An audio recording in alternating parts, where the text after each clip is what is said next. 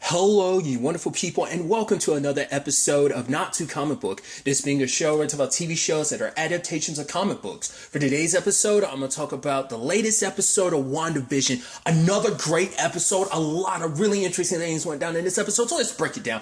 Obviously, we're back in the show, and, WandaVision, hey, baby, Billy, and Tommy.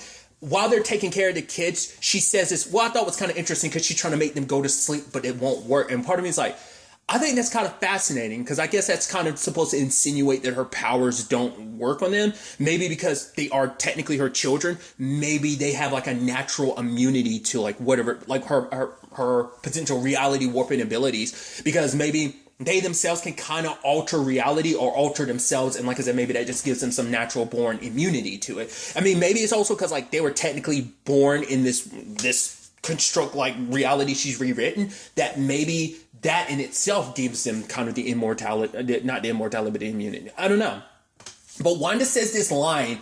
She says, "Why can't you do what I want you to do?" I'm like, dude, I had to pause it. I was like, that line has so many damn layers to it. It's like, oh, you can't control your kids, which I think that's kind of a good thing to know, that like, oh, you can't just use your powers whenever you want to. It kind of reminds me of, I don't want to go into spoilers. A certain character in the Umbrella Academy kind of went through a similar thing to a certain extent, that I thought it would be. I think it's interesting. Like it's kind of a similar thing, it's like it seems like it's something harmless, but obviously the ramifications of using your powers on your kid get the implications, and so, but it's also like you can't control them while you literally potentially have everyone else under control. But then you have, Agnes coming over, and I love that it does the sitcom thing of, yeah, like, when a certain character will pop up, people cheer, yeah, I like that aspect. But then like partway through it, she's like, oh, you want me to take care of the kids? She's like, no, when's the last time you washed your hands? No, maybe you shouldn't.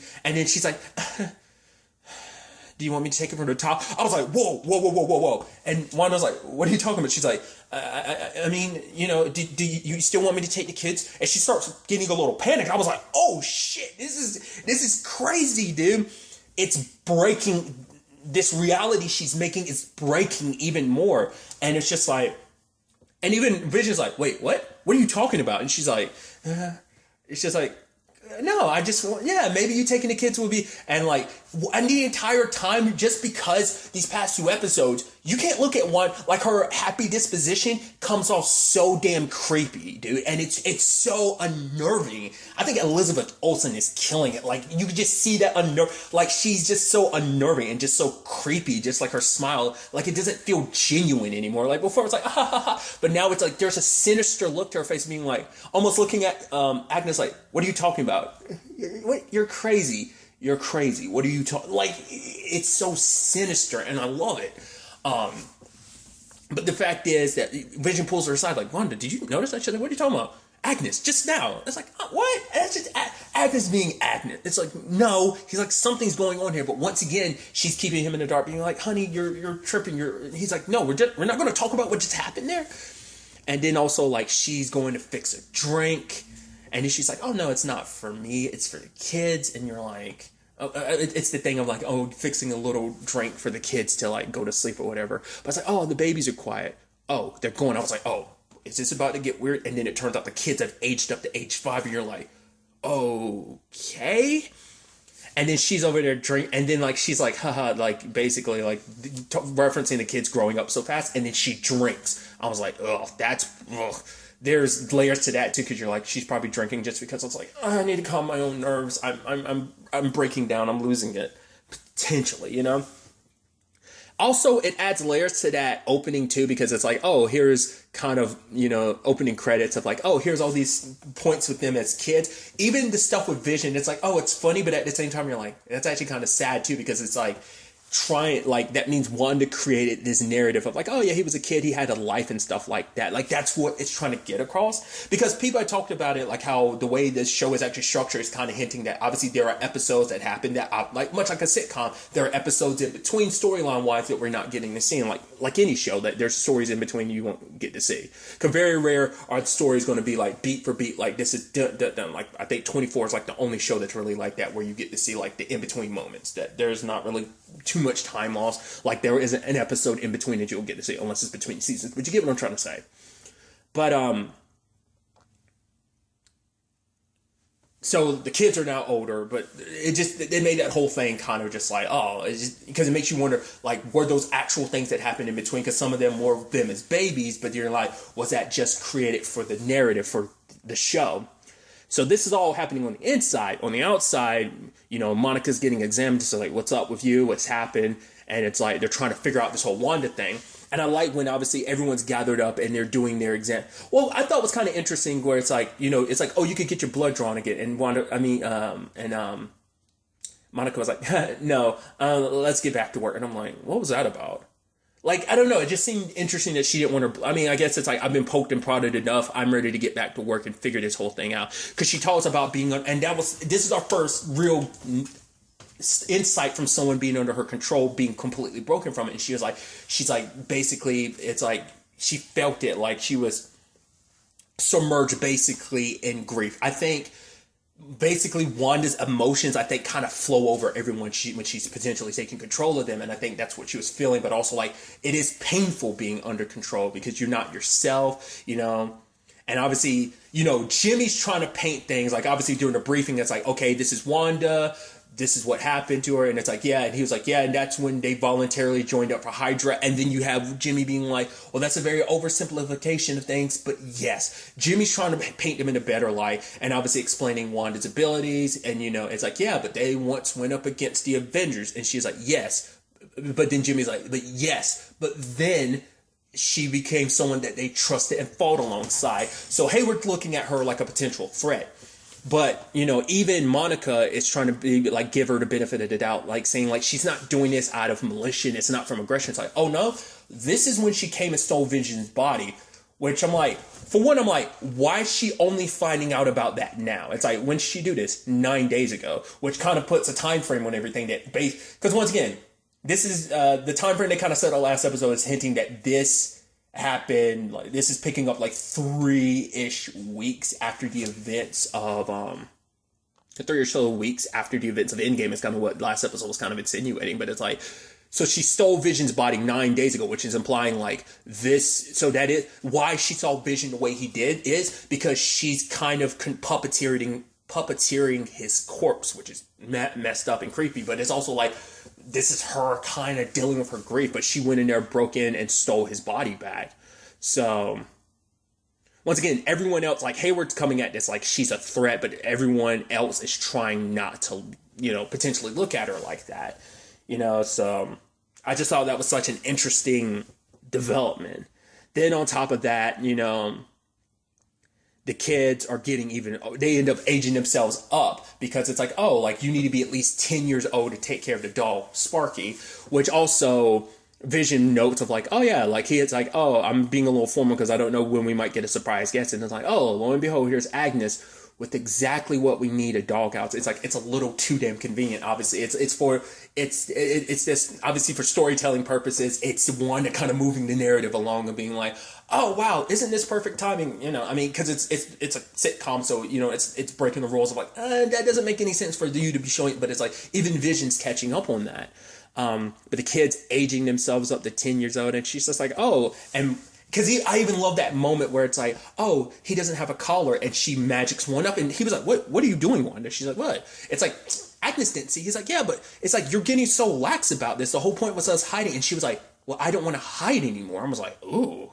Because I think you can almost look at that as almost like there's layers to that too. That's going to be my word of the day, layers. Because, well, what did she have to do? Her and Vision had to hide after Civil War. Like, you know, sneaking away to have their little moments. Obviously, it's like after everything that went down, after like the Accords and everything, like, I think there's an element to that, but also it's like, I'm not going to hide who I am anymore. I'm done hiding who I am just to placate people because people might be afraid of what I'm able to do and might judge me and look at me. Because it was even interesting where like Hayward was like, does she have a code name? Which I was like, what? Because I don't think they've ever given her like, obviously we know her comic book name is Scarlet Witch, but I don't think she actually has that name in the movies. I don't think they've ever referred to her as a Scarlet Witch. I don't think so. I think she's always been Wanda. which maybe they're kind of implying that this show is actually where she's going to get the name Scarlet Witch, which, you know, it makes sense considering what she's doing is like the Scarlet and doing very witch-like stuff. This could be potentially where she actually gets the name. Like, once again, if I'm wrong, do let me know. I just don't remember. Now that they said it in retrospect, I was like, because I've heard so many people refer to her as Scarlet Witch, obviously, like, outside the show. Like, I mean, outside the universe, there's people being like, oh, Wanda or Scarlet Witch. It's like, but I don't think they've ever referred to her as Scarlet Witch in it. Because everyone has a code name, you know? Obviously, Steve, Captain America, Tony, Iron Man,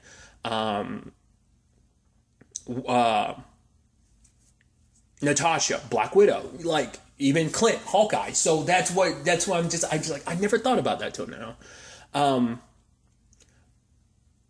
But obviously, you had that moment, too, where it's like, once again, things are falling apart even more because you have Vision being like, Wanda, we used to be of the same mind, which is like, maybe that's kind of insinuating, like, obviously, she has control over you, but now it's like, you're gaining your own self-awareness to the point that you're fighting her control. That's why you're no longer on the same wavelength anymore. So it's like, damn, dude, there's layers to this shit, dude, and I'm loving it. Back on the outside, there's whole conversations about, well, I love Darcy giving it, you know, hex, which obviously when you think hex, you also think of like a witch casting a hex on someone, but it's like, she's calling it a hex because of the hexagonal shape of everything. But Monica is bringing up the fact is that, like, obviously things are a little different because obviously they're trying to build a like vehicle or something that will allow them to go into Wanda's world without being altered by it. But obviously Darcy's like, it's theoretical. But it's also the conversation about what Wanda's able to do. Because at first you're like, everything in there is fake. It's like, no, her kids are real. Like, yeah, like the wardrobe and all this other stuff is potentially fake. But it's like, no, like the kids are actually real. But it's like, no, it can't be, right? Because they were like, that's not what her powers were ever before. But it's like, you know, obviously that. But then we start getting into conversations that, once again, I love that the show does this. The show is doing what the audience is doing, the literal audience of this show being like, oh, Wanda's powers are escalating because it's like she had these powers before, but now it's like maybe she's straight up, well, because later on they deduce because Monica realizes like the clothes she was wearing are the same clothes she went into, like the bulletproof Kevlar and stuff like that. It's like, it's the same.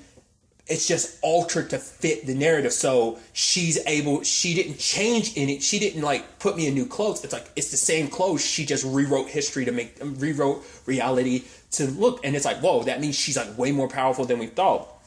And then once again, we get into that nerdy shit, which she was like, well, she was almost powerful enough to go almost took down Thanos if it wasn't for the Blitz. I was like, dude, that also shows you like the legend of that battle has rippled out. Like, everyone knows, like, oh my god, like everyone's got to know like the lowdown on like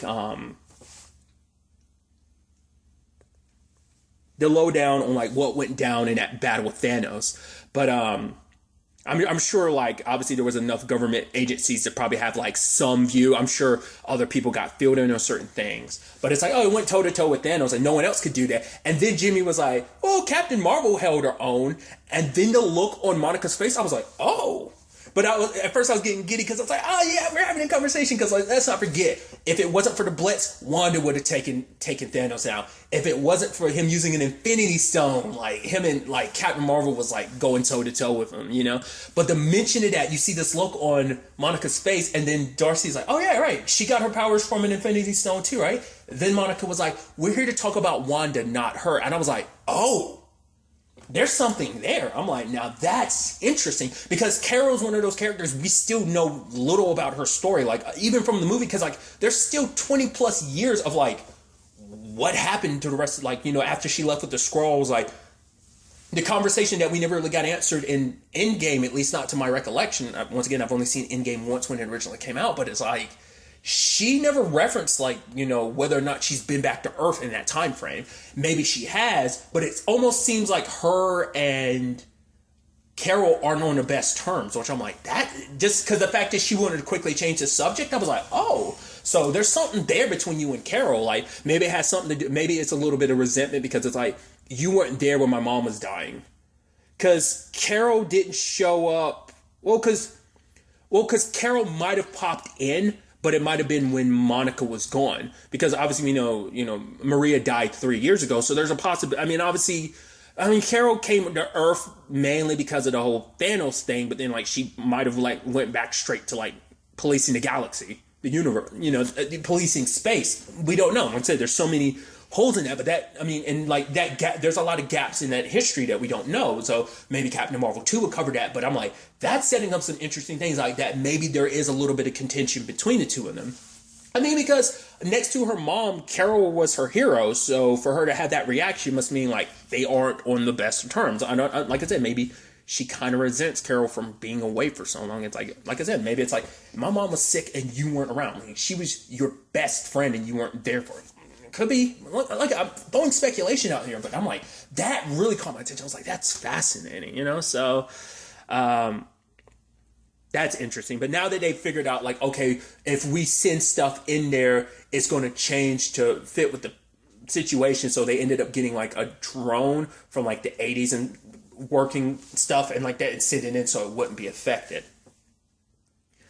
But what I also thought was fascinating too was like this moment really quickly between Billy, Tommy, and Wanda, where it's like, hey, let's go tell Dad. I said, Dad's at work, but it's Saturday. So she's like, no, it's Monday. And he was like, no, it was like Saturday this morning. And she's like, well, your dad just needed a work. And I was like, oh. So once again, the script is, the story's getting away from Wanda because she thought it's like, no, it's like either it's kind of implying that the narrative is going away from her, or she just made an excuse so that he would be at work because needs a break, time to breathe, so that like, hey, when we come back together, things will be good. But it's like he's asking too many damn questions right now.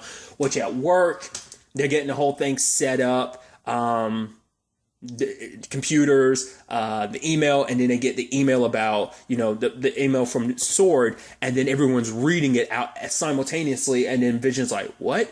And then they're all kind of laughing, and he's just like, this doesn't make any sense. It's like, where did that email come from? Like, who sent that, Or maybe it's insinuating, maybe that's something Wanda had seen beforehand, and now because of the cracks, because of everything, it's bled through. But at that moment, Vision touched the computer, absorbed it, and then he touched Norm, and Norm came back. He was like, whoa, where's my phone? I got to call my sister. She's taking care of I think it was like my dad. He's sick. And he's like, whoa, Norm, you're not making any sense. He's like, you have to stop her. You have to stop her. He's like, it's so painful. I'm under her control and everything. And he's freaking out. And then Vision touched him again. And he goes back to his happy disposition. He's back under control again. And it's like, Vision has the power now to break that hold.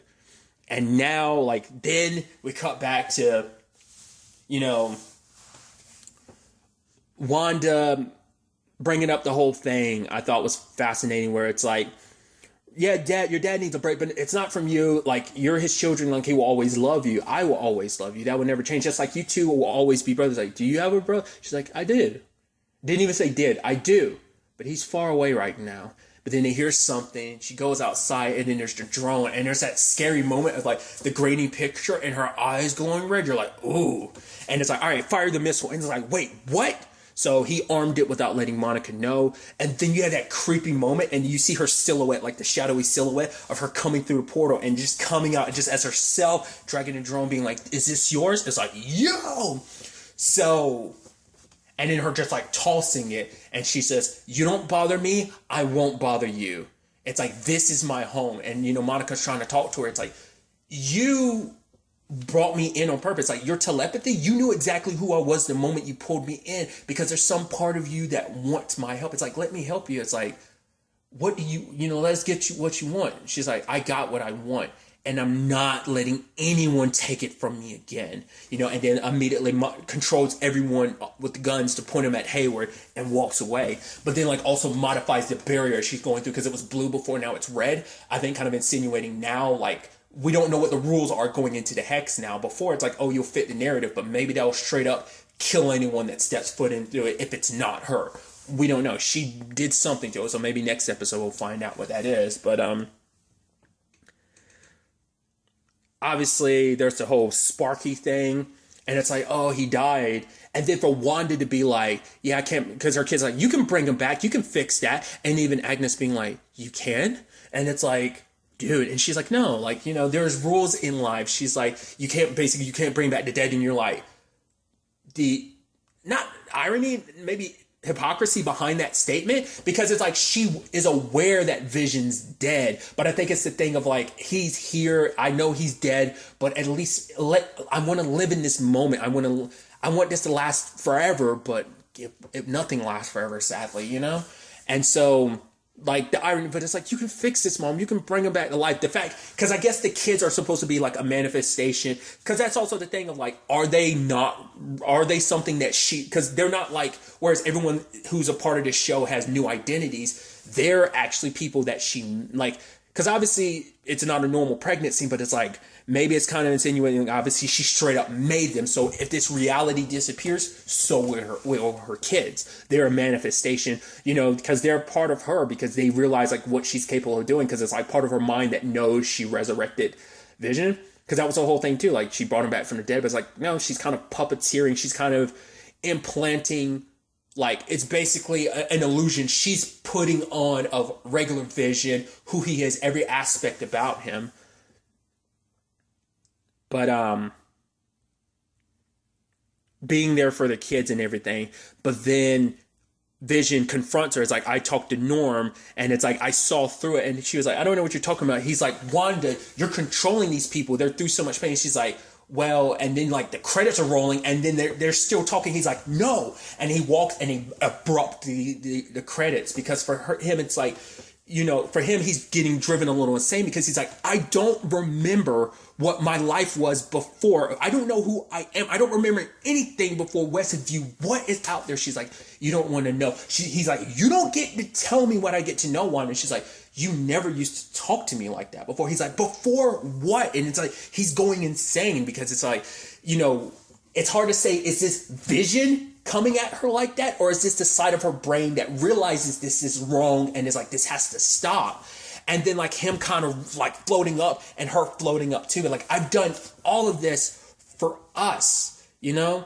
And obviously for Vision, it's a situation, it's just, he's scared. And Wanda, you know, realizes too, like, I understand, you know, she's scared in her own right, because it's a thing of like, you have to stop this. He's like, at first, I get it. You probably weren't conscious of it, but at some point you became aware, and now you're controlling these people. You're hurting them. They've got families to get back to, Wanda. It's like, you know, because even questioning, like, he's like, he even says a line of like, you can't control me. And she's like, can't I? And you're like, that in itself is when the credits start rolling, because you're like, ooh.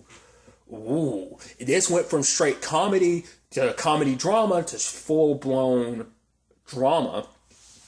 And it's this sad moment where I'm like, I don't think Wanda is completely in control, because like that whole stealing Vision's body and everything, because it's like, because even they're wondering like, why would she do that? That breaks like the like subsection of the Accord, because Vision never wanted to be used as a weapon. That was kind of like the whole deal. So it's like, for that to be the case, that means like, part of me's going back to the theory, maybe this isn't 100% Wanda, because once again, Norm said stop her.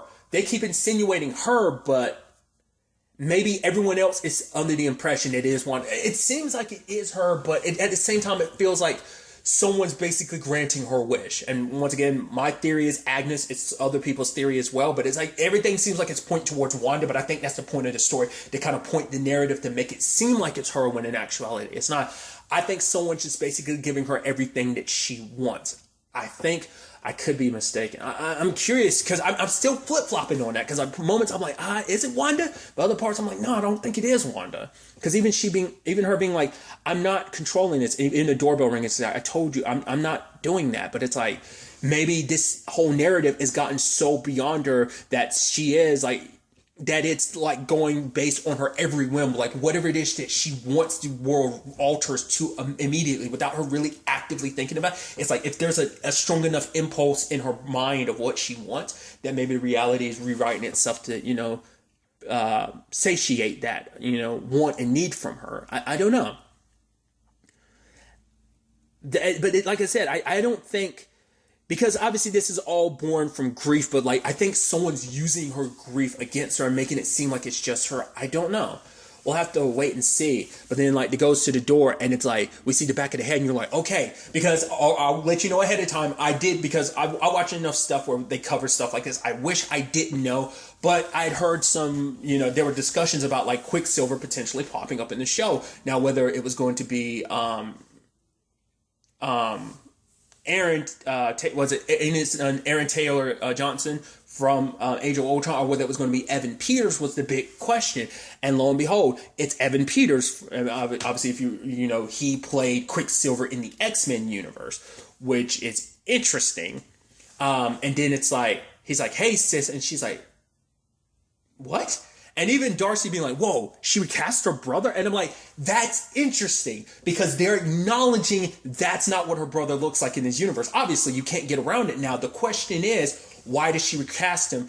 Is this and this is a conversation that's come up about, like, Matt Damon coming back for like Thor 4. Was he actually, I was watching SCN. I think it was like Ben, who had come up with this theory, Ben Goddard, who was suggesting like, what if Loki had actually kidnapped the real Matt Damon to play him in or are they different characters meant to play? Like, who knows, right? So there's a part of my brain that's breaking the fourth wall. Like, is this actually Evan Peters forced to play her brother?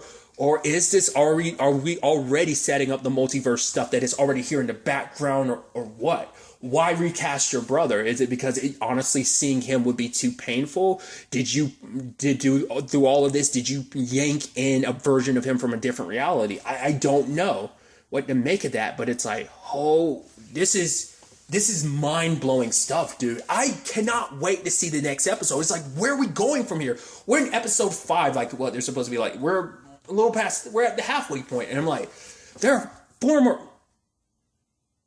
more episodes, potentially 5, because there was a whole thing about, watching stuff, there was insinuating there might be a 10th episode, whatever the case. Like I said, we're still at the halfway point, but we got a handful of episodes of like, where is this going to go? I cannot wait to find out what this whole Evan Peters as Quicksilver thing means now that Vision's become more aware and conscious. Like, I think there's no more putting the genie back in a bottle for him. I don't think Wanda can warp him into, it's like he's broken free now. The chains on his mind are free. So it's like, so I'm speechless, because I don't know. And I'm so excited to kind of find out where this all is going to lead us going forward into the next episode. But really, that's all I'm going to talk about. Till the next time we meet, be happy, be safe, live life to the fullest, and enjoy it. Good day and goodbye.